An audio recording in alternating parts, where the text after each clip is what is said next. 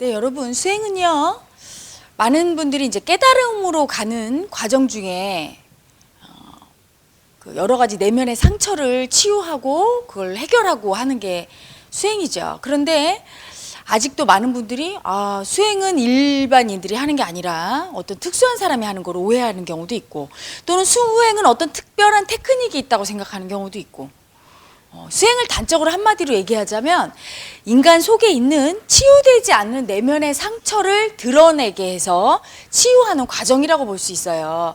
그건 현대 심리학이나 정신분석학에서 많이 이루어지고 있고요. 요즘 같은 때는 드라마에서도 나와요.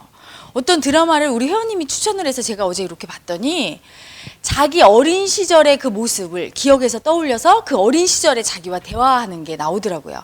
사랑 못 받아서 상처받은 그 아이에게 괜찮다고, 그리고 너는 충분히 사랑받았다고, 또 죄책감을 느끼고 나 때문이라고 질책하는 그 당시에 나에게 네 탓이 아니라고, 네가 나빠서 그런 게 아니라고 이렇게 위로해 주면서 치유하는 과정이 나와요.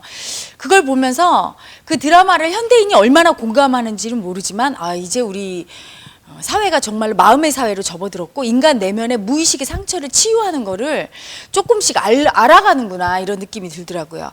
맞죠? 여러분, 태어나면서 어린아이들, 갓난아이들은 잠재의식 덩어리예요.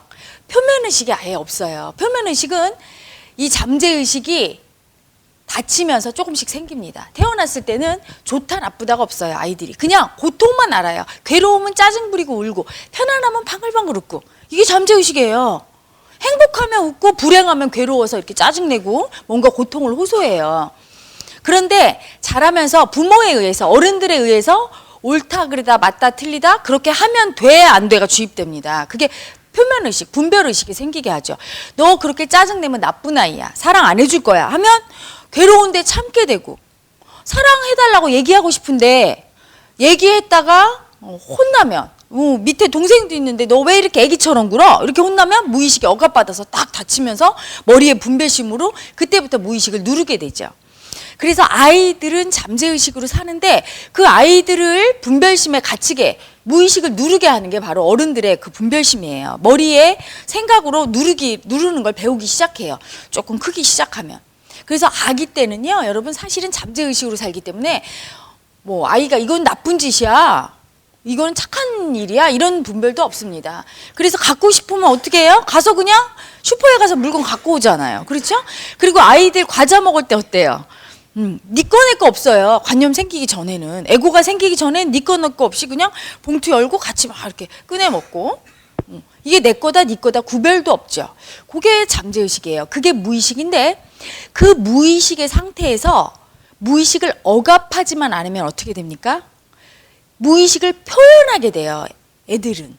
어른이 너 그렇게 하면 안 돼, 이런 말 하지 않고 다 허용해. 화내도 돼, 울어도 돼, 짜증나도 돼, 엄마한테 징징거려도 돼, 때려도 돼, 욕해도 돼, 이렇게 다 허용해 주면은요, 아이들이 자기 표현을 충분히 하면서 안에 있는 감정의 독소인 에너지, 우리말로 하면 관념이죠. 이걸 배출하게 됩니다.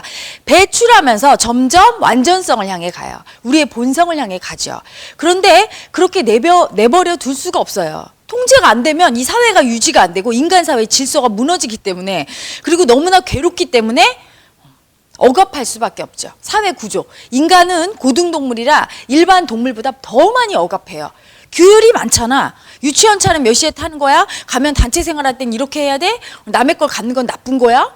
이런 법이 있고 그걸 안 지키면 잡아가서 재판을 하고 감옥에 넣고 사형시키고, 이런 법률이 존재하는 이유가 단체로 생활을 해야 되니까.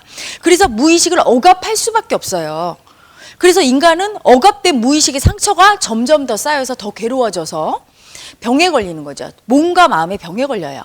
수행이란 그 자기 내면의 억압된 무의식의 상처를 끄집어내서 그것을 표출하게 하는 거예요. 여러분, 무의식이 억압되면 어떻게 되느냐 하면 에너지가 발생합니다. 사람이 어떤 욕구가 충족이 안 되면, 예를 들어 이런 거죠. 아이가 부모에게 엄마 나 사랑해줘 이렇게 징징거려요. 그러면 이게 욕구죠. 사랑해달라는. 근데 엄마는 지금 너무 바빠. 얘를 사랑해줄 수가 없어. 출근해야 돼. 언제까지 얘를 해줄 수 없는 현실이에요. 그러면 얘를 혼내키면서 억압시킵니다. 뚝해. 고아원에 갖다 버린다. 너 자꾸 떼쓰면 엄마가 너 사랑하지 않을 거야. 이렇게.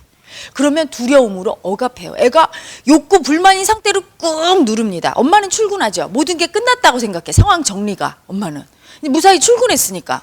그리고 아이는 엄마에게 다시는 무의식을 심하게 억압당한 아이일수록 표현을 안 합니다. 이렇게 표현했다가는 더 사랑 못 받고 버림받을까 봐. 그러면서 그 상처, 사랑받고 싶었던 그 에너지가 상처로 남아요.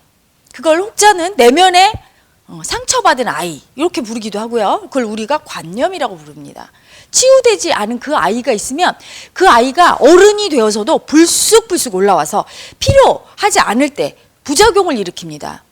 충분히 사랑을 충족 못 받다고 생각하는 그 감정에 해소되지 않은 무의식에 억압된 에너지가 올라와서 시도 때도 없이 분출이 돼요. 예를 들면 이렇게 상처 입은 아이를 가진 분이 결혼을 했어요. 그래서 아이를 낳았어요. 그런데 그 아이가 막 나한테 때를 써. 엄마 나 사랑해줘 하고 막 징징거려요. 나는 지금 바빠 죽겠는데. 그러면 그때 똑같이 내 내면에 상처 입은 그 감정의 에너지, 그 에고가 똑같이 올라옵니다. 공명현상으로 올라오죠. 마음은 파동하는 에너지라 공명을 일으켜요. 똑같은 게 있으면 올라옵니다. 부모 자식은 유전인자로 관념이 그대로 유전됩니다. 마음이 똑같아요. 그래서 얼굴도 닮은 거죠. 그렇기 때문에 반드시 내 안에 해결되지 않은 무의식에 억압된 에너지가 있으면 그 마음 에너지가 올라오게 돼 있어요. 아이한테서. 아이가 그렇게 때를 쓰면 내 속에 충족되지 않은 그 욕구불만의 자아가 올라오죠. 에고가. 올라왔을 때 참을 수가 없어요. 나의 그 징징거리는 모습을 보게 되는 거죠. 애를 통해서. 그래서 심하게 때린다든가 걔를 막 억압해요. 뚝 안 해? 엄마한테 굉장히 혼나? 막 이러면서 분노가 심하게 올라올수록 내 안에 해결되지 않은 상처받은 자아가 있는 거죠. 그래서 이 자아를 해결하지 않으면 머리로 아무리 내가 애들한테 왜 이러지? 자식한테 왜 이러지? 이렇게 하지 말아야지 이렇게 생각해도 내 뜻대로 되지 않아요. 그래서 수행이 필요한 거죠. 많은 분들이 몸과 마음에 그 상처 입은 왜곡된 관념 에너지가 있으면 그 에너지는요 내 뜻대로 움직이지 않아요. 어느 순간 분출해서 나를 집어삼킵니다. 분노가 너무나 큰 분노가 잠재해 있다가 비슷한 상황이 오면 그 에너지가 올라오면서 분노 조절 장애를 일으키죠. 그래서 현실에 문제를 일으키고 괴로움을 일으키고 여러 가지 해결되지 않는 상황, 그리고 오히려 나는 이렇게 해결하려고 했던 것이 오히려 더 문제를 크게 증폭시키는 역할을 합니다. 그래서 내 안에 해결되지 않는 무의식의 에너지, 에고, 그 상처 입은 자아, 관념, 어떻게 불러도 상관없습니다. 그 마음 에너지가 있으면 현실에서 반드시 문제를 일으키고 괴로움을 일으키고 고통을 일으켜요. 그것들을 내면의 무의식에 상처 입은 자아들을 하나씩 들추어내서 그것을 그 에너지를 왜곡된 에너지를 교정해서 올바르게 순리대로 흐르게 만들어주고, 그래서 몸과 마음이 고통받지 않고 상황에서도 내가 순리대로 행동할 수 있게 만들어주는 게 바로 수행입니다. 이렇게 왜곡된 에너지를, 왜곡된 자아를 하나씩 바로 잡으면서 수행을 하다 보면 점점 우리 내면의 본성, 순리라고 하죠. 본성, 참나, 다가가게 되고 내 삶도 완전성을 향해 나갑니다. 현대인들이 당면하고 있는 모든 문제는 무의식의 억압에서 비롯돼요.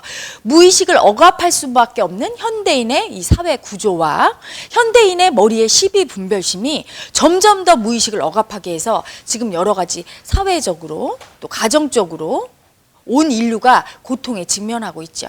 한 분이라도 더 자기 내면의 무의식을 알고 깨어난다면 인류의 고통이 그만큼 덜어질 것입니다. 그래서 제가 요즘 무의식 이야기를 하고 있는데, 아마 조금이라도 심리학에 관심을 갖고 있고 내면의 자기의 문제에 대해서 관심이 있던 분이라면 제가 하는 무의식의 이야기가 그렇게 낯설지는 않을 거예요. 물론 아주 깊이는 안 들어갑니다. 많은 분들이 수행을 통해서 깊이 마음으로 알아가야 되는 거지, 머리로 이렇게 알려준다고 해서, 그리고 일반인들이 생각하는 것과 다르게 무의식은 어마어마한 머리와의 괴리가 있어요.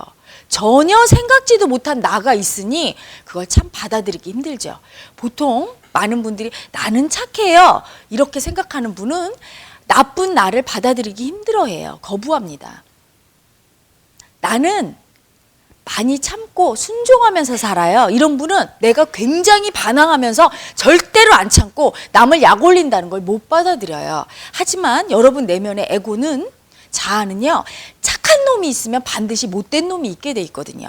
잘 참고 순종하는 놈이 있으면 절대 안 참고 반항하는 놈이 있어요. 고집 부리는 놈이 있게 돼요. 남이 잘 되는 걸 보고 되게 기뻐하는 놈이 있으면 남이 못 되는 걸 보고 되게 좋아하고 잘 되는 게 싫고 배 아픈 놈이 있어요.